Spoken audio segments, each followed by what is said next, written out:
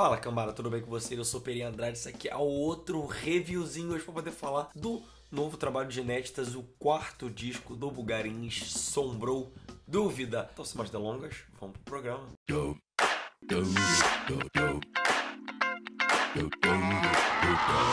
Para começar a falar do Sombrou Dúvida, eu acho que eu tenho que voltar um pouco na discografia da banda, especificamente no último trabalho, o Lá Vem a Morte. Eu cheguei a fazer o review desse disco aqui para o canal. Muita gente na época me torceu um pouco o nariz pelo fato de eu não ter dado um notão pro disco, pelo fato de eu talvez ter ficado superficialmente no que era para ser analisado o trabalho, mas eu acho que você analisa o trabalho à medida do quanto ele te toca, o quanto você consegue ter uma compreensão sobre ele. Até hoje, para mim, eu tenho uma compreensão muito vaga dele. E é uma coisa que as próprias letras do Dinho, ele inclusive chega a citar isso aqui na As Chances, logo a primeira música do trabalho. As frases que eu destilo aqui são dúbias.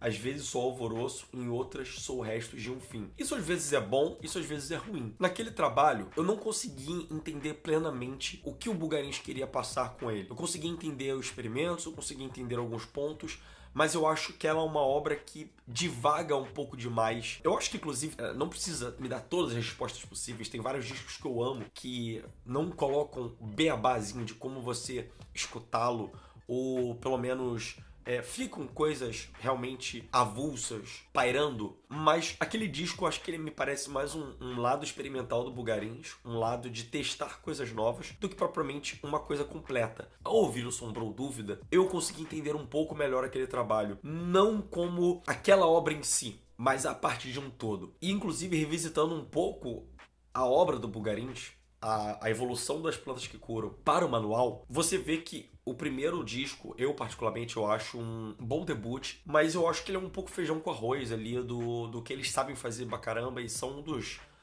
representantes atual no mundo, digamos assim, desse neopsicodelismo, rock progressivo, pouco de indie rock também, com toques de Tropicália, mas o manual, ele é tão maior. E pra mim, acontece a mesma coisa aqui no Sombrou Dúvida. Não só da evolução do Lá Vem a Morte pra esse, mas de como eles pegam tudo e constroem esse trabalho. Óbvio que tem várias bandas que conseguem fazer isso.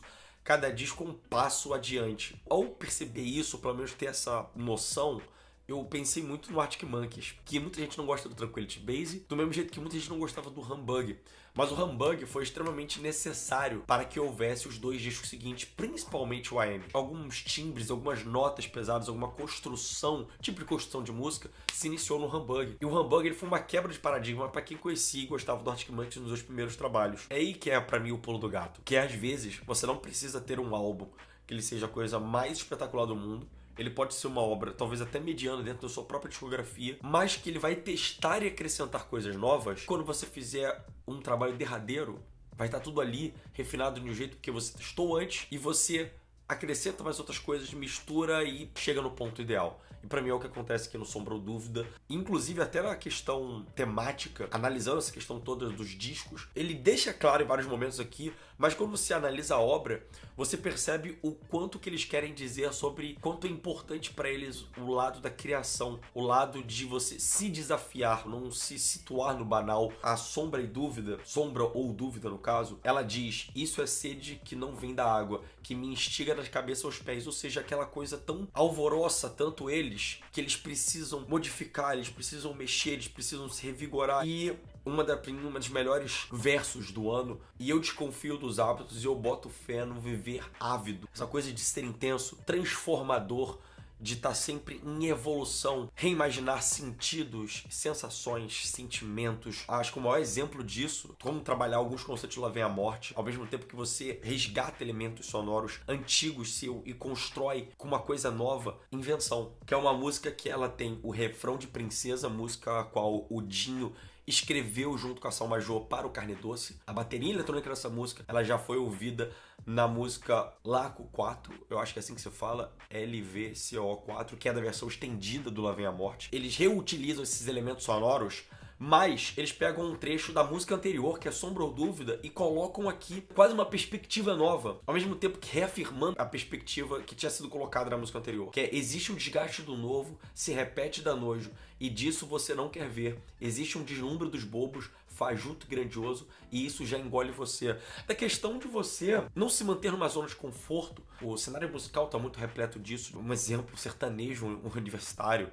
até o funk, hoje em dia mesmo, o comercial, você tem fórmulas, você tem esquemas de como fazer aquilo que todo mundo vai gostar, você não se diferencia do resto. Artisticamente, a coisa é pobre. E eles mesclam isso, inclusive, essa questão da criação, essa questão do fazer, da necessidade disso, quase em alguns momentos como se fosse um vício e uma coisa ruim, de tão necessário que você precisa aquilo, ao mesmo tempo como se fosse uma espécie de alento, terapia para agruras da mente, do espírito. E musicalmente, talvez esse seja o disco mais até pop e rock. É o disco onde eles mais colocam elementos novos também. Chances, Sombra e Dúvida e Passeio permeia por essas músicas um clima de R&B. Passeio, por exemplo, parece uma mistura de Dirty Projectors com Moses Sunny. As Chances, com seu som borbulhante de uma espécie de sci-fi. No meio, a música meio que toma quê de música indiana, futurista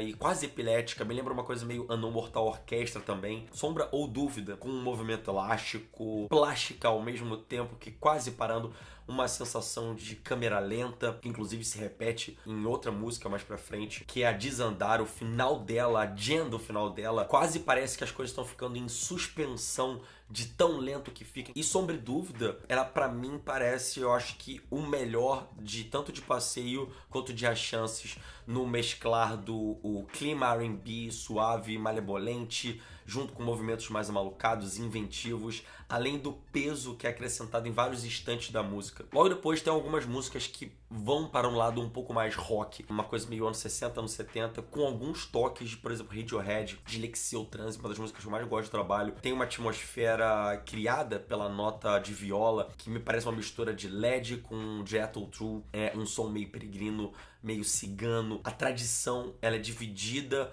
entre uma cadência meio balada, flower power, anos 60, 70, misturada com a consternação que às vezes povoa as músicas do Radiohead, junto com momentos mais intensos, mais pesados, aquele tipo de som que viria a ser a base do que nós conhecemos no heavy metal.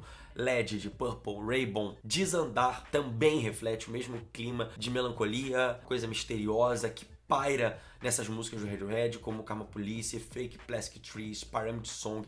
Tem beleza e poesia, mas também tem muita dúvida e muito pesar. E isso é misturado com as levadas já características da banda. Me lembra algo como Manual, com aquele clima leve de Tropicália. Inclusive no meio dessa música, as coisas quase se transformam numa espécie de rave da Tropicália. E mais outras músicas que criam uma vibe particularmente própria. Nós, uma música que eu acho fantástica desse trabalho, é uma espécie de um showgaze com toques industriais. Tardança foi o segundo single que saiu, uma mistura pra mim de sons alternativos dos anos 90, com meados dos anos 2000, alguns momentos pareceu alguma coisa de Arcade Fire ou Broken Social Scene. Te Quero Longe, uma das músicas mais fantásticas e mais derradeiras desse trabalho, que ela começa meio balada também, num tom contemplativo, tristonho, quase um folk psicodélico com toques de Tropicália, uma coisa única, sacou? E à medida que ela vai crescendo, ela se torna mais monumental. E é por esses motivos, por essas músicas, por esse refinamento sonoro, esse aprofundamento, essa coisa mais arrojada que tem aqui, que eu dou nota 8,5 para esse trabalho. Eu acho que realmente, até agora, o melhor disco do Bugarins. Adorei muito esse trabalho. Então, se você não ouviu, escuta ele aí e você não vai se arrepender, sério mesmo. Então foi isso, esse foi outro programa. Não esquece de curtir, de compartilhar e de comentar aqui embaixo para dar a sua opinião. Se for dar uma xingadinha, xinga na base, só pra gente trocar ideia. E é isso, esse foi outro reviewzinho. Aquele beijo, aquele abraço, aquele tchau, fui!